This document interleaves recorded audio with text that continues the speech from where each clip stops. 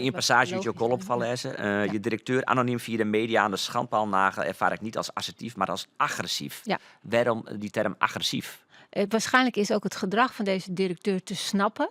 Dus hij zal heus niet denken, nou nu ga ik eens even iemand ontzettend lullig gevoel geven. Ja, het zult best ergens waar komen. Zijn gedrag is absoluut, zal logisch zijn. Ja. Te tolereren is het niet. En altijd nog al je niks uithalen, want dat is dus je basis Ja. maar. Ja. Iedereen heeft zo op zijn eigen manier je maar Ja. omwrakselen. En uiteindelijk is blijkbaar de manier geweest om dit toch Ja. nog naar boeken te krijgen. En dan is dat dus agressief. Maar dan denk ik, hoe erg is dat eigenlijk dat agressief Ja, is? maar dat is heel leuk wat je zegt. Want het is een manier die te snappen is en logisch is. En daarmee nu, hij is ook vertrokken. Hij was al vertrokken.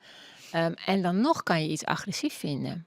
Ik denk als het incident er is, dan moet je op die manier, en dan is het helemaal prima dat degene die slaat een map waarom kriet of een consequentie richting zijn gezin bijvoorbeeld aanvaarden maat. En dan daarna is een keer dat je denkt, goh, laten we het hele collectief maar eens een keer op zelfverdedigingscursus. Maar dat is wat anders dan in de krant zetten. Nou, weet ik het.